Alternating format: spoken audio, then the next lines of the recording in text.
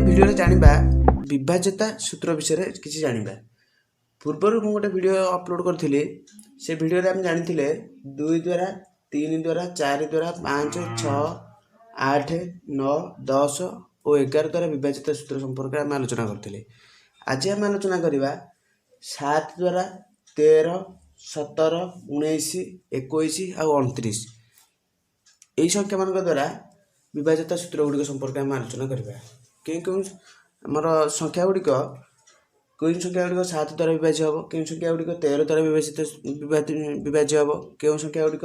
17 द्वारा विभाज्य हम से संपर्क आम जाना। प्रथम आम आरंभ करवा केमी आम गोटे संख्या देखु देखु जाना सेटा 7 द्वारा विभाज्य बोलिका। धर केमी जाना ना जो संख्याटी आम देथिबो सही संख्याटीर एकक स्थान रे आम 5 गुणिबा, 5 गुणिला पर जो संख्याटी हम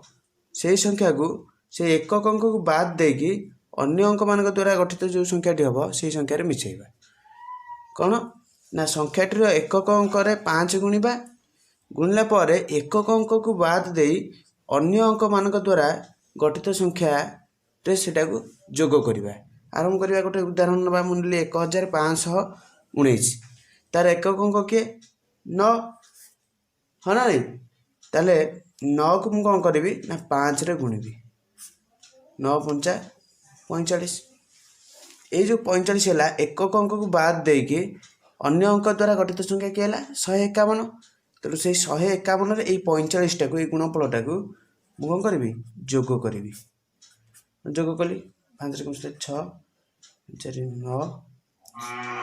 196 है ना। तापर कौन करी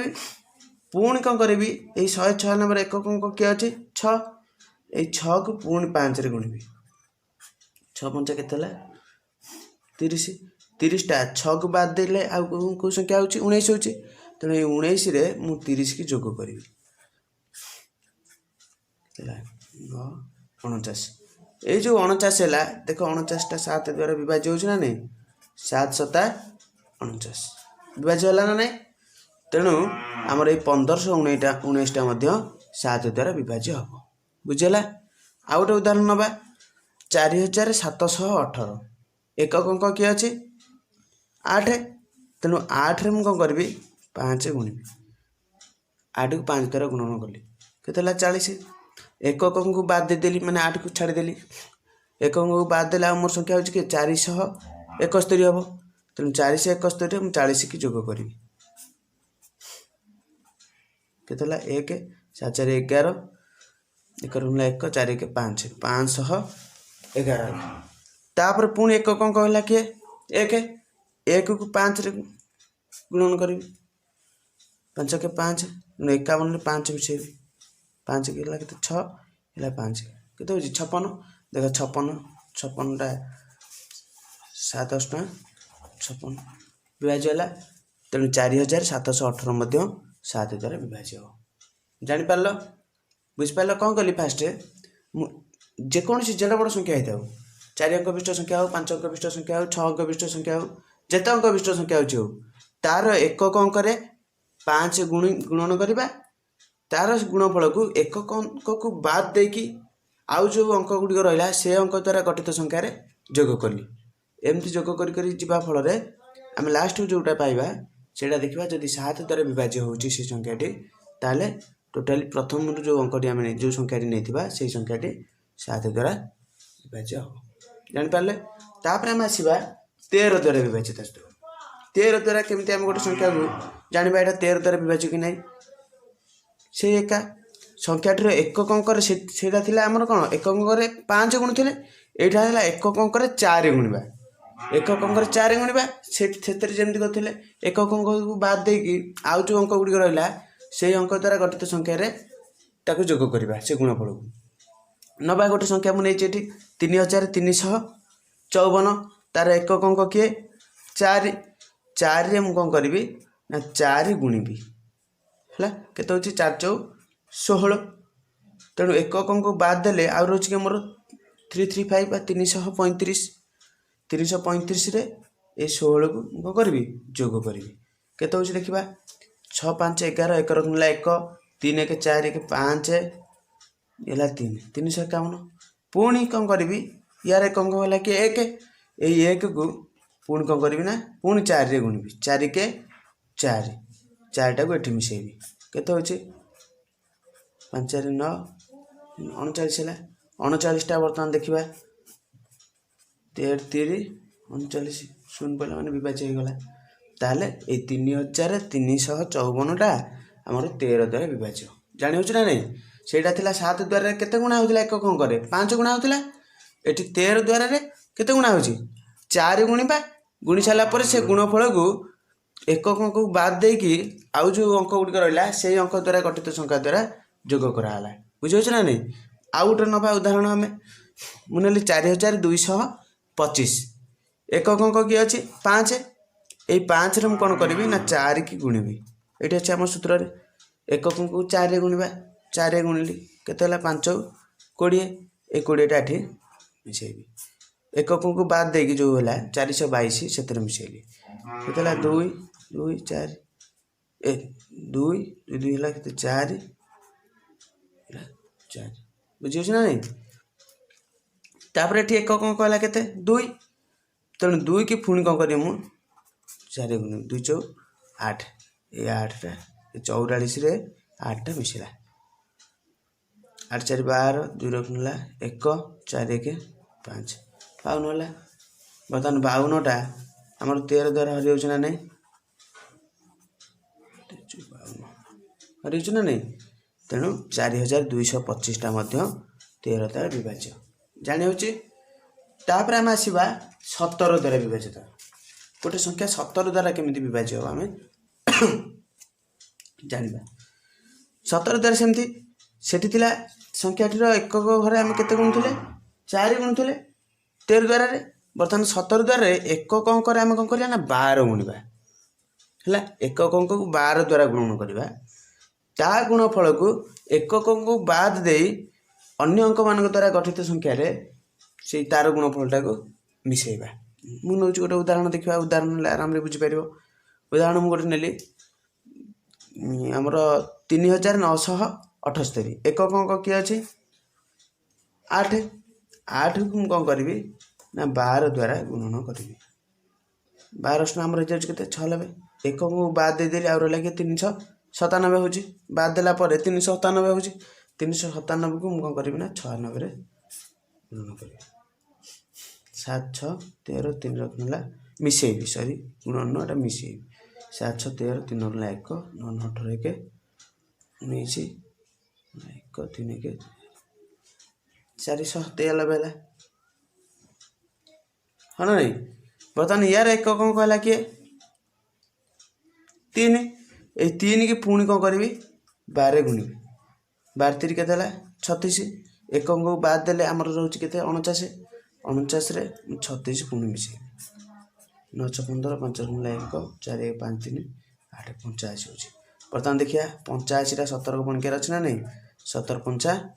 85 ଅଛି ତେଣୁ 3978 ମଧ୍ୟ 17 ଦ୍ୱାରା ବିଭାଜ୍ୟ ଆଉ ଗୋଟେ ଉଦାହରଣ ନେବା 7752 ଏକକ ଅଙ୍କ ଅଛି କିଏ 2 2ରେ ମୁଁ କ'ଣ କରିବି ନା 12 ଗୁଣିବି 12 ଦୁଗୁଣେ 24 ଏ ଯେଉଁ 24 ହେଲା ଏଠି ମିଶେଇବି 5 4 9 7 2 9 7 7 ରହିଲା ପୁଣି ଏକକ ଅଙ୍କ ହେଲା କେତେ 9 9କୁ ମୁଁ କ'ଣ କରିବି 12 ଗୁଣିବି 12 9 କେତେ ହେଲା 108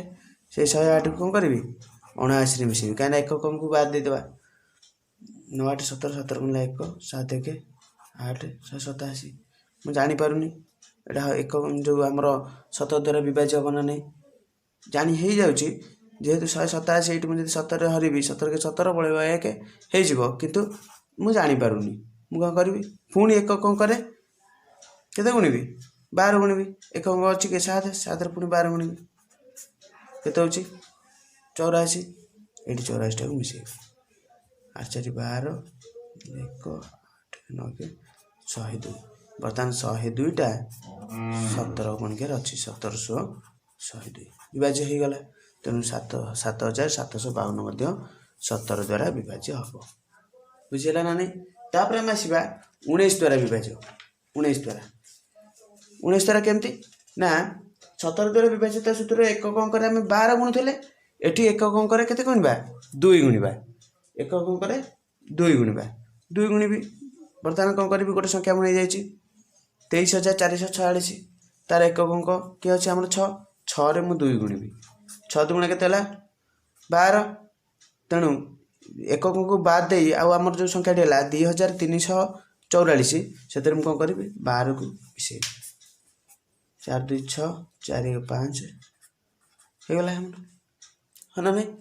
तापर पुणी कौन यार एकक अंक है किए 6 से 6 को पुणी 2 रे गुणिबी 6 दुगुणे 12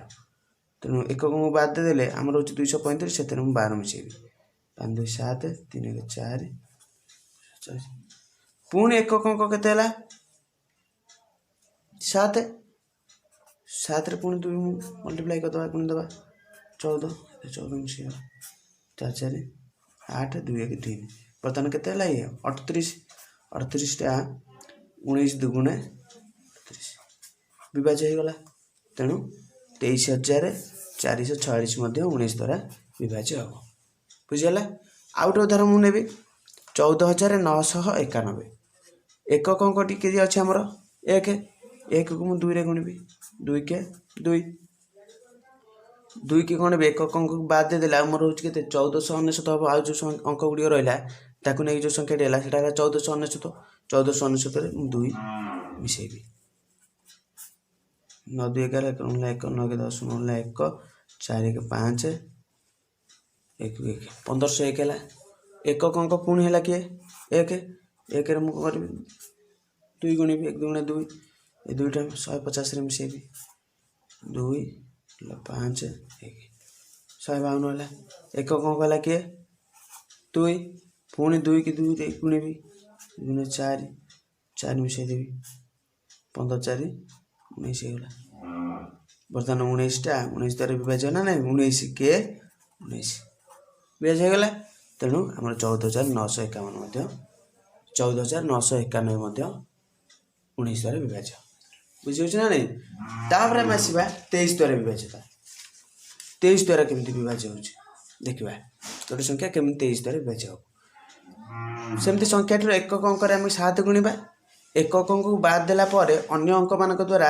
जो संख्याटी हम से संख्या को तार गुणफल जोग करवा बर्तमान मुझे गोटे संख्या नहीं जाइए 17,043 एकक अंक अच्छी किए 3 से कौन करी ना 3 रे मुझे कौन करी 7 गुणिबी के 21 एकक को बाद देला रोच मोर 1704 1704 मुझे कौन करी ना 21 मिसे 4 5 है 2 7 1725 पुणी एकक अंक है 5 5 को मुझे करी ना 7 रे पुणी गुणिबी 7 5 35 की ना कि 172 मिसेबी है 5 2 7 7 3 10 0 1 1 1 2 207 पुणी एकक है के 7 हाँ ना नहीं 7 को पुणी 7 रे गुणी 7 7 49 को पुणी मिसे 9 4 2 6 69 है 69 टा आमर 23 3 69 हाँ ना नहीं बुझीगला तेणु बर्तमान 69 टा 23 द्वारा विभाज्य होगा तेणु 17,043 23 द्वारा विभाज्य हो आउ गोटे उदाहरण नवा 8,487 8,487 एकक अंक किए अच्छे 7 7 को मुझे कौन करी 7 रे गुणिबी 7 7 के 49 ये 49 मिसे देवी 9 8 7 7 1 4 4 8 1 9 है 8 एकक गला पुणी 7 7 को पुणी 7 रे गुणली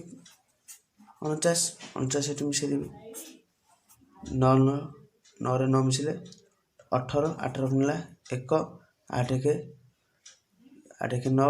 9 रे 4 मिसले 13 38 पुणी कौन करी ये 8 रे पुणी 7 गुणिबी 8 7 56 56ଟା ଏଠି ମିଶିଲା 6 3 ମିଶିଲେ 9 5 6 69 ହେଲା 69ଟା 23 କପଣିକାର ଅଛି ନା ନାଇଁ 23 3 69 ତେଣୁ ଏଇଟା 23 69ଟା 23 ଦ୍ୱାରା ବିଭାଜ୍ୟ ହେଲା ମାନେ 8487 ମଧ୍ୟ 23 ଦ୍ୱାରା ବିଭାଜ୍ୟ ହେବ ବୁଝିହେଉଛି। ତାପରେ ଆମେ ଆସିବା ଶେଷରେ 29 ଦ୍ୱାରା ବିଭାଜିତ ସୂତ୍ର ଆମେ କେମିତି ଜାଣିବା ମାନେ କେମିତି ଗୋଟେ ସଂଖ୍ୟା 29 ଦ୍ୱାରା ବିଭାଜ୍ୟ କି ନାହିଁ ଆମେ କେମିତି ଜାଣିବା ନା ସେଇ ସଂଖ୍ୟାଟିର ଏକକ ଅଙ୍କରେ 3 ମଲ୍ଟିପ୍ଲାଏ କରିବା ବା 3 ଗୁଣିବା ଏକକ ଅଙ୍କକୁ ବାଦ ଦେଲା ପରେ ଅନ୍ୟ ଅଙ୍କମାନଙ୍କ ଦ୍ୱାରା ଯେଉଁ ସଂଖ୍ୟାଟି ହେଇଥିବ ସେଇ ସଂଖ୍ୟାରେ ୟାର ଗୁଣଫଳକୁ ଯୋଗ କରିବା। ବର୍ତ୍ତମାନ ନେବା ଏକକ ଅଙ୍କ ଅଛି 1 1ରେ ମୁଁ କରିବି 3 ମଲ୍ଟିପ୍ଲାଏ କରିବି 3 କେ 3 ସେଇ 3ଟାକୁ କ'ଣ କରିବି ଏକକ ଅଙ୍କକୁ ଛାଡ଼ିଦେଲେ ଆଉ ରହୁଛି 1708 1708ରେ ମିଶାଇବି 8 3 11 1 ହେଲା 1 1 ହେଲେ 7 1711 ପୁଣି ଏକକ ହେଲା 1 1 କୁ 3 ଗୁଣିଲେ କେତେ ହେଉଛି 3 3ରେ ଏଠି ମିଶାଇବି 3 ମିଶାଇବି 3 1 ମିଶିଲେ 4 ହେଲା 7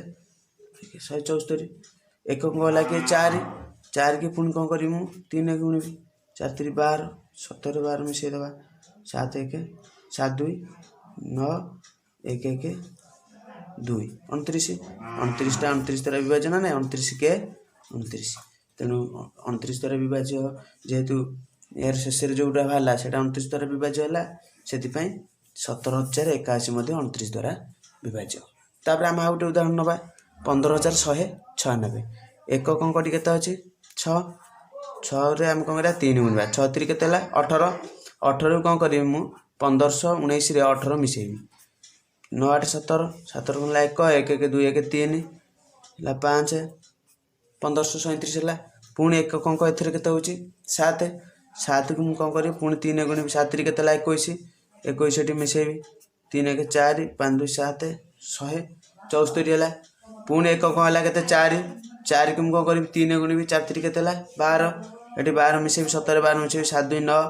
1 1 2 29 ଲାଷ୍ଟକୁ 29 ବାହାରିଲା ତେଣୁ 29 କି ଯଦି ଆମେ 29 ହରିବା କେତେ ହେଉଛି 29 କେ 29 ଭାଗ ଶୂନ ପଡ଼ୁଛି ତେଣୁ 29 ଦ୍ୱାରା ଏଇଟା ବିଭାଜ୍ୟ ହେଇଗଲା 29ଟା ଏଇଟା 29 ଦ୍ୱାରା ବିଭାଜ୍ୟ ହେଉଛି ମାନେ ଟୋଟାଲ ସଂଖ୍ୟାଟି ମଧ୍ୟ 29 ଦ୍ୱାରା ବିଭାଜ୍ୟ ତାମାନେ ଏଇଥିରୁ ଆମେ ଜାଣିଲେ 15196 ମଧ୍ୟ 29 ଦ୍ୱାରା ବିଭାଜ୍ୟ ହେଲା। ଆମର 7 ଦ୍ୱାରା ଗୋଟେ ସଂଖ୍ୟା କେମିତି 7 ଦ୍ୱାରା 13 ଦ୍ୱାରା 17 ଦ୍ୱାରା 19 ଦ୍ୱାରା ଆଉ 23 ଆଉ 29 ଦ୍ୱାରା ବିଭାଜ୍ୟ ହୁଏ ଆମେ ଏହି ଭିଡ଼ିଓ ଡିସ୍କସନ୍ କଲେ। ଯଦି ଭିଡ଼ିଓଟି ଭଲ ଲାଗିଥିବ ତାହେଲେ ଲାଇକ୍ କରିବେ ସେୟାର କରିବେ ସବସ୍କ୍ରାଇବ୍ କରିବେ। Thank you.